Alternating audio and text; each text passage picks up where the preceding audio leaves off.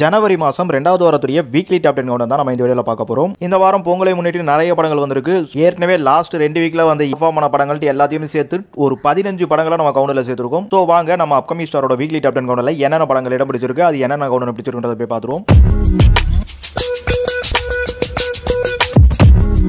நம்ம கவுண்டில் 10வது இடத்துல பார்க்க போகிற படம் திருமாணிக்கம். திருமாணிக்க படத்துக்கு நாளையிலேருந்து தியேட்டர் தரல, இருந்தாலும் லாஸ்ட் வீக் ஆக்சுவலி இன்னி வரையுமே பார்த்தீங்கன்னா ஒரு 10 தேட்டர் கிட்ட நம்ம சிட்டியை பொறுத்த வரைக்கும் ஓடுது. அது மட்டும் இல்லாமல் முதல் வாரத்தில் வந்து ஒரு 25-30 தேட்டர் கிட்டே நம்ம சிட்டியில் ஓடிச்சு. சேம் டைம் இந்த படத்தோட ரிவ்யூ பெர்ஃபார்மன்ஸ் எல்லாம் கேட்டிருப்பீங்க, ரொம்பவே சூப்பராக வந்திருக்கு. பட் இன்னைக்கு இருக்க டைட் ஷெட்யூலில் இந்த படத்துக்கு நாளையிலிருந்து தேட்டரில் கிடைக்கல. இருந்தாலும் ஒரு நல்ல படம் தேட்டரில் 2 வாரமாக சர்வேவிங்காக இருக்கு. பெரிய படங்கள்லாம் எதுவும் வரலனா இந்த படம் 3வது வாரம் கூட மைல்டாக போயிருக்கும். ஸோ அதனால தான் அடுத்த வாரம் தேட்டரே தரலாம் நம்ம கவுண்டில் வச்சிருக்கோம். இதே மாதிரி நம்ம அலங்குன்ற படத்தையும் பார்த்துருப்போம் லாஸ்ட் வீக்கில். ஸோ அந்த படம்லாம் சேர்க்கலாம். அந்த படம் லாஸ்ட் வீக் 2 தேட்டரில் தான் ஓடிச்சு. பட் அதை விட திருமாணிக்கம் ரொம்பவே சூப்பராக இருக்கும். ஸோ அதனால தான் நம்ம இந்த படத்தை கவுண்டில் சேர்த்துருக்கோம். நம்ம கவுண்டில் 9வது இடத்துல 3 படங்களை பார்க்க போகிறோம். இல்லை முதல்ல பார்க்க போகிற படம் ஸ்மைல் மேன். ஸ்மைல் மேன் படத்தை நான் 10வது இடத்துலேயே வச்சிருக்கலாம். ஏன்னா இந்த படம் வந்து 2 வாரம் தான் ஆச்சு. ஆனால் லாஸ்ட் வீக்லேயே இந்த படம் 15 தேட்டருக்கு மேலே ஓடிச்சு. அதுவும் சிங்கிள் ஷோ இல்லாமல் சில ஷோஸும் நிறையவே ஓடிச்சுன்னு சொல்லலாம். அது மட்டும் இல்லாமல் முதல் வாரத்தில் இந்த படத்துக்கு எக்கச்சக்கமான தேட்டர் கொடுத்துருந்தாங்க. லாஸ்ட் வீக்ல நிறைய படங்கள் வந்தாலும் இந்த படம் மட்டும் தான் பாக்ஸ் ஆஃபீஸில் ஏதோ ஓரளவுக்காச்சு சின்னதாக பர்ஃபார்மன்ஸ் பண்ணுதுன்னு சொல்ல முடியும். ஆனால் இதுவும் பாக்ஸ் ஆஃபீஸில் பெரிய அடியான ஒரு படம் தான். பட் சின்ன ஒரு பர்ஃபார்மன்ஸ் ஆச்சு இருந்தது. அதை விட ரொம்ப இம்பார்ட்டன்டா பழைய ஹீரோக்கள்லாம் இன்னைக்கு ஹீரோவா நடிக்கிறதே கிடையாது. ஏதோ கேரக்டர் ஆர்டிஸ்ட் தான் பண்றாங்க. அப்படி ஹீரோவா நடிச்சாலும் அந்த படம்லாம் வந்ததும் தெரியல போனதும் தெரியலன்னு இருக்கு. பட் நம்ம சரத்துக்கு மட்டும் ஒரு 2 வாரம் பர்ஃபார்மன்ஸ் நல்லா இருந்திருக்கு. இந்த பொங்கலை முன்னிட்டு படங்கள் வராம ஒரு நார்மல் வீக்ஸா இருந்திருந்தா கண்டிப்பா அந்த ஸ்மைல் மேனுக்கு வந்து ஒரு 10 தேட்டர் கிட்ட கொடுத்துருப்பாங்க.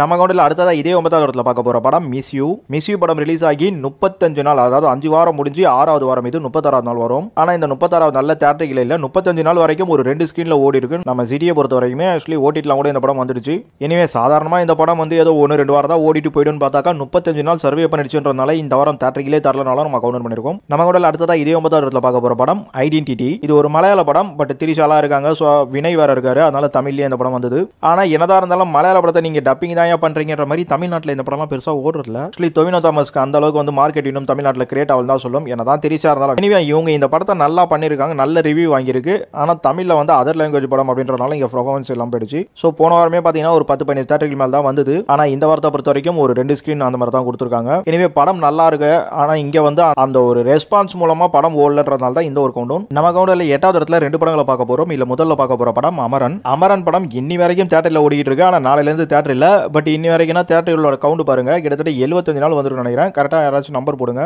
எந்த டேல அமரன் இன்னைக்கு வருதுன்னு சொல்லிட்டு. நம்ம எதிர்பார்த்தோம் அமரன் வந்து ரன்னிங் டேல பெஸ்டா வரும்னு சொல்லிட்டு. பட் ரன்னிங் டே நாளையில இருந்து அவங்க தியேட்டர் தரல, அதனால கரெக்டா இடம் தான் தோணுது. எனவே அமரன் கிட்டத்தட்ட 75 நாளைக்கு நம்ம தமிழ்நாடு தியேட்டரில் பெர்ஃபார்மன்ஸ் பண்ணிருக்குன்றது மிகப்பெரிய விஷயங்க. சோ அதனால தான் இந்த அளவுக்கு நான் டாப் கவுண்டர் கொடுத்துருக்கேன் அமரன் படத்துக்கு. இந்த வாரம் தியேட்டரே தரலனாலும் நம்ம கவுண்டில் 8வது இடத்துல பார்க்க போற படம் விடுதலை. விடுதலை படம் ரிலீஸ் ஆகி 3 வாரம் முடிச்சு, இது 4வது வாரம். இந்த வாரத்தில் 25வது நாள் போஸ்ட் வர நினைக்கிறேன்.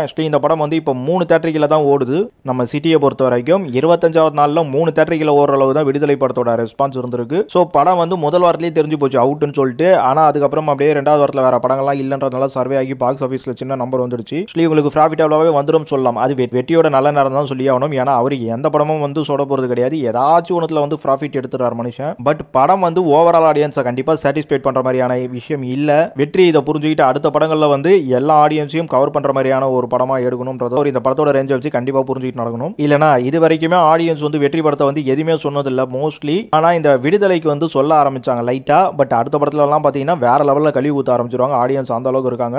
இது படமா ஒரு நிறைய விஷயம் பண்ணிருக்கலாம். ஆனா இங்க படம்ன்றது நீங்க இவ்வளவு எல்லாம் பண்ணி படம் கொடுக்கறதுன்றது அவார்டு எத்தனை பேர் கொடுங்க, ஆடியன்ஸ் கிட்ட ஏங்க குடிக்கிறீங்கன்றது தான் நான் கேட்பேன். இது நான் மட்டும் இல்ல, இது வெற்றிக்கே தெரியும். ஏன்னா சினிமாக்கு ஒரு படத்தை ஆக்சுவலி தேட்டரிக்கல்ல ஒரு படத்தை கொடுக்குறோம், ஆடியன்ஸ் கிட்ட இருந்து காசை வாங்க போறோம்னா நம்ம கொஞ்சமாச்சு வந்து அவங்க எல்லாருக்குமே சூட் ஆகிற மாதிரியான ஒரு படமா எடுக்கணும்ன்றது அவருக்கு நல்லா தெரியும். ஆனா பொதுவாகவே நிறைய டைரக்டர்கள் வந்து நிறைய சக்சஸ் வந்துச்சுன்னா கொஞ்சம் வெற்றி போதையில ஓவரா தான் பண்ணுவாங்க. ஸோ அந்த மாதிரி தான் வெற்றியும் பண்றாரு போல இருக்கு. ஆனா ஆடியன்ஸ் இவங்களுக்கு அப்பன் தான் சொல்லி ஆகணும். ஏன்னா இந்த மாதிரி 1008 மிகப்பெரிய டைரக்டர்களை வந்து அவங்க படங்கள் சரியா வரல நம்மளே அவங்க ரிஜெக்ட் பண்ணிருக்காங்க.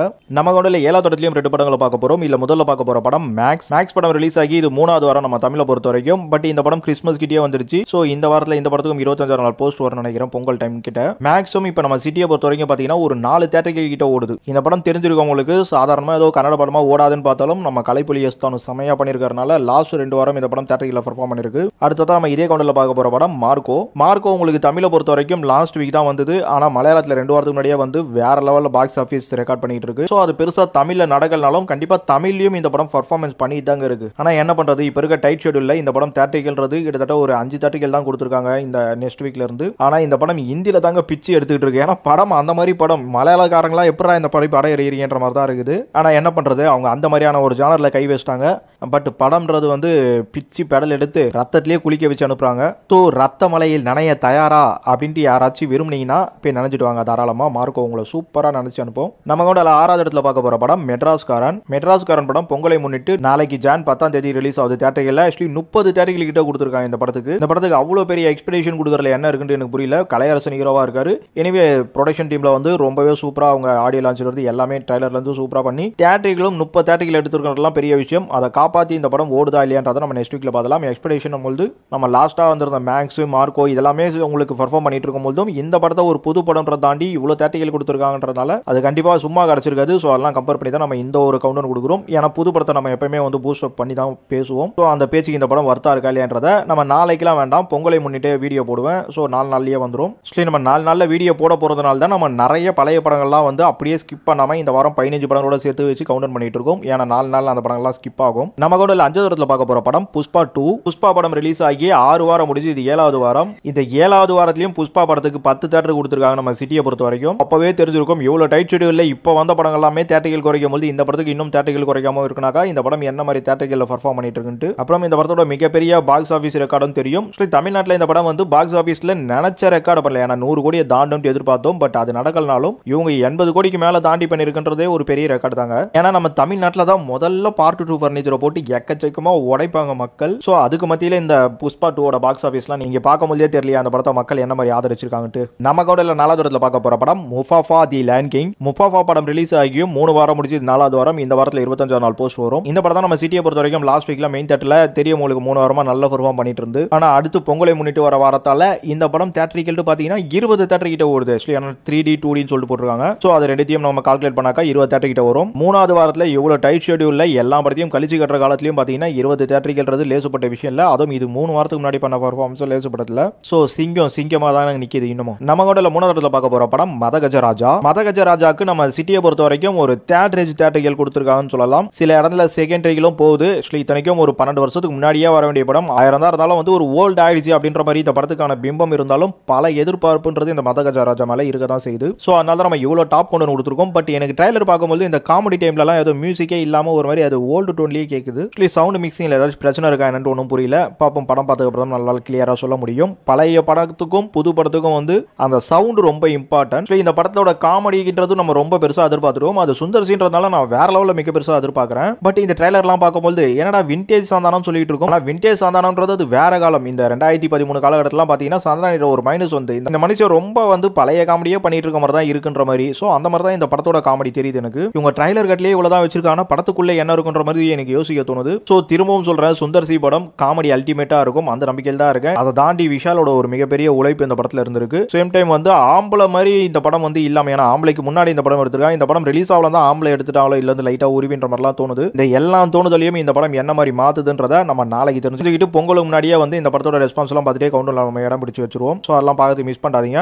நம்ம கவுண்டர்ல 2வது இடத்துல பார்க்க போற படம் வணங்கான். வணங்கான் நம்ம பாலா டைரக்ட் பண்ணிருக்க படம். ஸோ அதுதான் இந்த படத்துக்கு ஒரு மிகப்பெரிய எதிர்பார்ப்புன்னு சொல்லி ஆகணும். அதுலயும் அருண் விஜய்க்கு பார்த்தீங்கன்னா லாஸ்ட் பொங்கலுக்கே சாப்டர் 1 செம ஹிட் ஆச்சு. ஸோ அவரோட நடிப்பை பத்தி நம்ம கேட்கவே தேவையில்ல. மனுஷன் படத்துக்கு என்ன வேணுமோ அதை அப்படியே செஞ்சு கொடுப்பாரு. அதுவும் பாலா கூட இணைஞ்சிட்டா கேட்கணுமா? ஆனா இந்த படம் ட்ரைலரை பார்க்கும்போது தான் படத்துக்குள்ள வந்து அவ்வளவு பெரிய எக்ஸ்பெக்டேஷன் வரல. ஏதோ பாலா படம் மாதிரி தான் இருக்குது. பாலா படம்ன்றதுலாம் பார்த்தீங்கன்னா உள்ள போனதுக்கு அப்புறம் தான் நமக்கு நிறைய விஷயங்கள் கிடைக்கும். பட் இப்போ அவர் கொஞ்சம் சரியா படங்கள் பண்ணலனாலும் இந்த வணங்கான்ல ஏதோ ஒரு விஷயம் நல்லா பண்ணிருப்பான்ற நம்பிக்கை இருக்கு. ஸோ அந்த நம்பிக்கை இந்த படமும் காப்பாத்துதான் பார்த்தலாம். தியேட்டர்கள் பார்த்தீங்கன்னா இந்த படத்துக்கு செகண்டரிக்கல் தியேட்டர்கள் எல்லாமே வந்து மோஸ்ட்லி எடுத்திருக்கு. ஸோ அதை தாண்டி சில இடத்துல மெயின் ஸ்கிரீன்ஸும் எடுத்திருக்கு. அதனால வந்து நம்ம தியேட்டர்கள் அப்புறம் எக்ஸ்பெக்டேஷன் பார்க்கும்போது வணங்கான் பாலா மதகஜராஜா என்னதான் இருந்தாலும் அது இப்போ லேட்டஸ்ட் இல்ல. சுந்தர்சிக்கு லாஸ்ட் 1/2 மணி ஆச்சு. அந்த ஒரு லைன் அப்ல இந்த படம் வரல. பட் வணங்கான் முன்னாடி பாலா கொண்டு பார்த்தாலும் அவ்வளவு பெரிய பேக்கப் இல்லைன்னு சொன்னாலும் பாலாவோட பேக்கப்ன்றது ரொம்ப பெருசு. ஸோ அதுக்கு முன்னாடி இந்த படம் சூர்யா நடிச்சலாம் வந்து இந்த வர வேண்டியது. அந்த மாதிரி இந்த வணங்கானுக்கு ஒரு மிகப்பெரிய எக்ஸ்பெக்டேஷன் நம்ம ஆடியன்ஸ் கிட்ட ஆல்ரெடி இருந்துட்டு தான் இருக்கு. ஸோ அதனால இந்த எக்ஸ்பெக்டேஷன் இந்த கவுண்டரை பத்தி நீங்க ஏதோ முரண்பாடு தெரிவிக்க மாட்டேன்னு நினைக்கிறேன். நம்ம கவுண்டர்ல முதல் இடத்துல பார்க்க போற படம் கேம் சேஞ்சர். கேம் சேஞ்சர் முதல் இடத்துல பார்க்கறதுக்கு முக்கிய காரணம் நம்ம சங்கர் தான் சொல்லி ஆகணும். ஆனாலும் இது தமிழ் படம் இல்லைன்னு சொன்னாலும் சங்கர் எடுத்தா அது தமிழ் படம் தாங்கன்ற மாதிரி தான் இருக்கு. ஏன்னா நம்ம எஸ்.ஜே. சூர்யா வரைக்கும் கொண்டு போயிட்டாரு. அதை தாண்டி இப்ப தியேட்டர்கள் பாத்தீங்கன்னா எல்லா மெயின் ஸ்கிரீன்ஸும் இந்த படத்துக்கு தான் கிடைச்சிருக்கு. ரொம்ப ஒரு 90-80% மெயின் ஸ்கிரீன் நம்ம தமிழ்நாட்டில் இந்த படத்துக்கு தான். அப்புறம் ராம் சரணம் RRR வந்து நிறைய தமிழ் ஆடியன்ஸுக்கும் தெரிய தெரிய ஆரம்பிச்சிருச்சு. இன்னொரு விஷயமா இந்த படத்தை நம்ம சங்கர் கதைகளும் எடுக்காம கார்த்திக் சுப்ராஜிட் இருந்து வாங்கியிருக்காரு. ஆனாலும் சங்கர் ஜானர்ல ஒத்த படமா தான் இந்த படத்தை அவர் எடுத்திருக்காரு மாதிரி தோணுது. ஆக்சுவலி எனக்கு வந்து இந்த அரசியல் ஊழல் அதிகாரிகள் அப்படி இப்படின்னு சொல்லிட்டு இந்த மாதிரியே இல்லாம வேற மாதிரி சங்கர் படம் பண்ணணும்னு யோசிப்பேன். ஆனா அப்படிலாம் இல்லாம சங்கர் ஜானர்ல தான் இந்த படம் வருது. பாப்போம் கார்த்திக் சுப்ராஜ் கதைகளத்துல என்ன மாதிரியான ஒரு விஷயம் கொடுத்திருக்காருன்ட்டு. இந்த கேம் சேஞ்சர் நம்ம சங்கரோட லைஃபை சேஞ்ச் பண்ணி ஆக வேண்டிய ஒரு கட்டாயத்துல இருந்துகிட்டு இருக்கு. ஏன்னா லாஸ்டா மனுஷன் இந்தியன் 2ல கொடுத்த அந்த அடிங்கிறது மிகப்பெரிய அடியா இருந்து அது இந்த கேம் சேஞ்சர் வரைக்கும் பாதிப்பை உண்டாக்குனாலும் ஆக்சுவலி தில்ராஜ் ப்ரொடியூசர் அதை கொஞ்சம் தூக்கி பிடிக்கிறாரு. ராம் சரணுக்கும் ட்ரிபிள் ஆருக்கு அப்புறம் அந்த படம் வரல நினைக்கிறேன். ஆக்சுவலி அவ்வளவு பெரிய ஹீரோக்கு வந்து நம்ம இந்தியன் 2 கொடுத்து சங்கருக்கு எடுத்து வச்சிருக்காரு இந்த படத்தோட எக்ஸ்பெக்டேஷன். ஆனாலும் அதெல்லாம் தமிழ்நாடுன்ற மாதிரி தான் இருக்கு. பட் ஆந்திரால இந்த படத்துக்கு வந்து செம எக்ஸ்பெக்டேஷன் கொடுத்துட்டு தான் இருக்காங்க. அங்க ஒரு மிகப்பெரிய புயலே ஓடிட்டு இருக்கு. ராம் சரணா, பிரபாசா, அல்லு அர்ஜுனா, என்டிஆரா, மகேஷ் பாபுன்னு சொல்லிட்டு அங்க மிகப்பெரிய வார் நடந்துட்டு இருக்கு. ஸோ அந்த வாரில் இந்த படம் என்ன மாதிரிலாம் வருதுன்றதையும் நம்ம ஃபியூச்சர்ல பார்க்கலாம்.